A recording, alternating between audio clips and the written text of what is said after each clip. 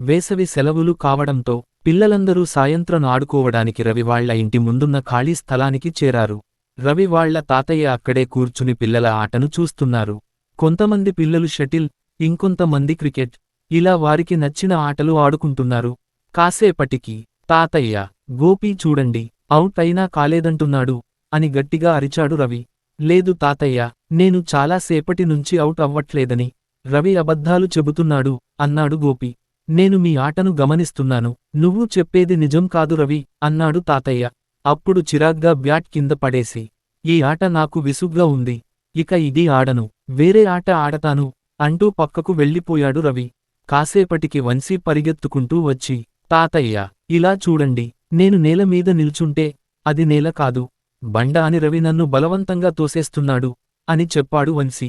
అది కాదు తాతయ్య, గోపి కాలి కింద చిన్నరాయి ఉంది, అప్పుడు అది బండ అవుతుంది కదా, వెనకాలే వచ్చిన రవి అన్నాడు.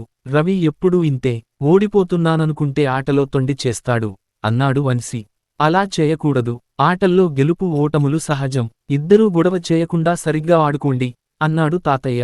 నువ్వెప్పుడూ నన్నే కోప్పడతావు తాతయ్య అంటూ విసుగ్గా అన్నాడు రవి. అప్పుడు ఆయన పిల్లలందరినీ దగ్గరకు పిలిచి, రేపు మీ అందరికీ సరదాగా క్విజ్ పెడతాను, బాగా చదువుకుని వస్తారా అన్నాడు. ఓ, తప్పకుండా చదువుతాం అని బదులిచ్చారు పిల్లలు. ఇక మరుసటి రోజు పిల్లలందరినీ వరస క్రమంలో కూర్చోబెట్టి ఆయన అడిగిన ప్రశ్నలకు సమాధానాలు రాయమని చెప్పాడు తాతయ్య. అడగటం పూర్తవ్వగానే, పిల్లలు, మీరు జవాబులు రాసిన పుస్తకాలు తీసుకొచ్చి ఇక్కడ పెట్టండి అన్నాడు. పిల్లలంతా వెళ్ళి వారి పుస్తకాలు తాతయ్య దగ్గర పెట్టారు. ఆయన వాటిని పరిశీలించి, ప్రథమ విజేత వంశీ, ద్వితీయ విజేత గోపి అని చెప్పాడు. దాంతో రవి మళ్లీ ముఖం మార్చుకున్నాడు.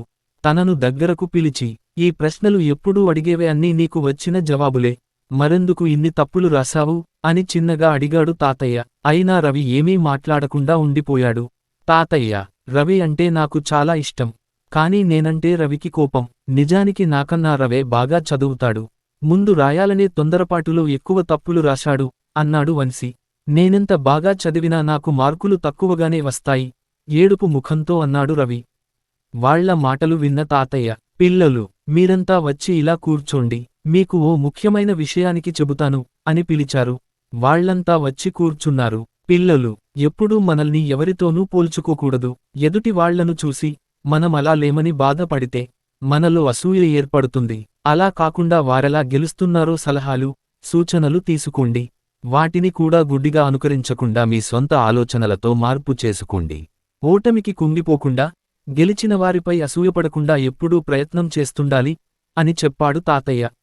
ఆయన మాటలకు అలాగేనంటూ తలూపి, ఇక నుంచి మనం ఎలాంటి గొడవ పెట్టుకోకుండా ఎంచక్కా ఆడుకుందాం, చదువుకోవడంలో కూడా ఒకరికి ఒకరం సాయం చేసుకుందాం సరేనా అని వంశీతో అన్నాడు రవి. దానికి అలాగేనంటూ ఆనందంగా జవాబిచ్చాడు వంశీ.